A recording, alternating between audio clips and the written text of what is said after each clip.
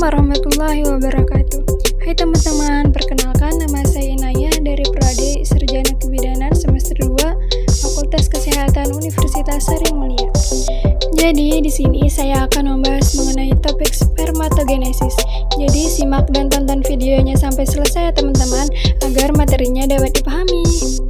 Jadi di dalam proses pembuahan dibutuhkan dua sel penting berupa sperma dan ovum atau sel telur. Apabila kedua sel tersebut bertemu dan berhasil melakukan pembuahan, maka akan tercipta zigot pada manusia. Sperma hanya dihasilkan oleh pria, sedangkan sel telur atau ovum dimiliki oleh wanita. Jauh sebelum terjadi pembuahan, kita harus tahu nih tentang bagaimana asal kedua sel penting tersebut. Pada kesempatan kali ini, akan saya bahas lebih lanjut mengenai spermatogenesis. Spermatogenesis berasal dari kata spermato, yaitu benih, dan genesis yang berarti pembelahan. Spermatogenesis merupakan proses pembentukan dari sel sperma di dalam testis pria. Dengan kata lain, spermatogenesis merupakan suatu proses gametogenesis yang terjadi pada pria dengan cara melakukan pembelahan meiosis dan mitosis. Proses ini dialami oleh sperma dan terjadi di bagian tubulus seminiferus atau testis. Di dalam dinding tubulus seminiferus ini terdapat banyak sel yang tersebar secara acak. Disebut dengan sel Sertoli, sel ini berfungsi memberikan makanan untuk sel sperma yang belum matang. Dapat disimpulkan jika spermatogenesis yaitu tahap atau fase sperma hingga matang di epididymis.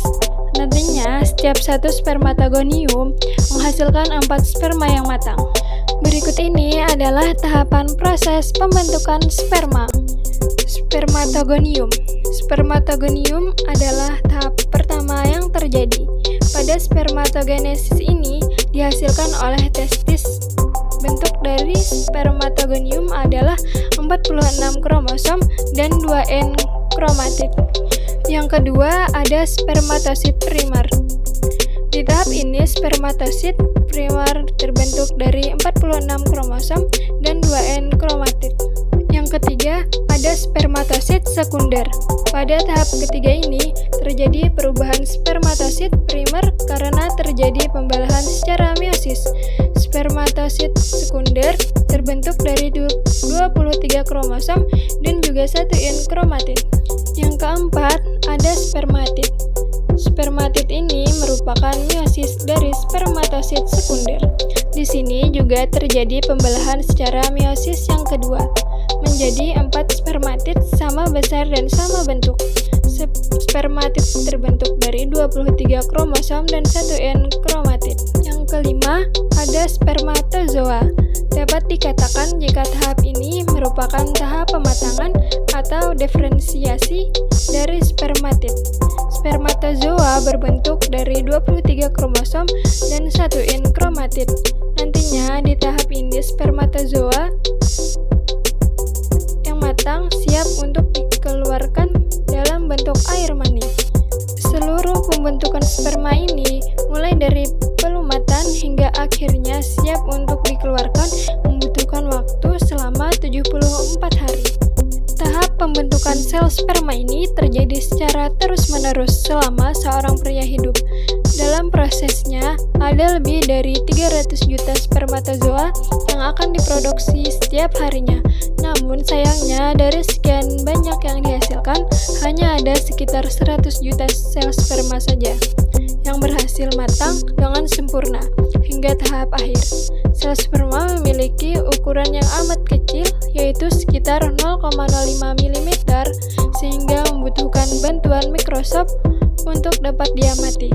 Sel sperma yang telah matang terdiri dari beberapa bagian tubuh, mulai dari kepala yang berbentuk lonjong datar, midpiece atau leher, serta ekor yang panjang bergelombang. Pada bagian kepala, sperma terdapat kromosom, dan bagian badan atau leher disebut akrosom. Akrosom mengandung enzim hyaluronidase dan juga proteinase yang berfungsi menembus lapisan sel telur. Pada bagian tengah akrosom terdapat mitokondria kecil yang berfungsi sebagai penyedia energi untuk menggerakkan ekor sperma, sehingga sel sperma dapat bergerak saat mendorong. Sperma bergerak ke depan dan ekor sperma mempunyai kecepatan 30 inci per jam. Nah, itu tadi penjelasan spermatogenesis yang dapat saya sampaikan. Terima kasih atas waktunya karena telah menonton video ini sampai akhir. Dan mohon maaf jika ada yang kurang jelas atau salah dalam pengucapan kata. Akhir kalam, wassalamualaikum warahmatullahi wabarakatuh. Terima kasih.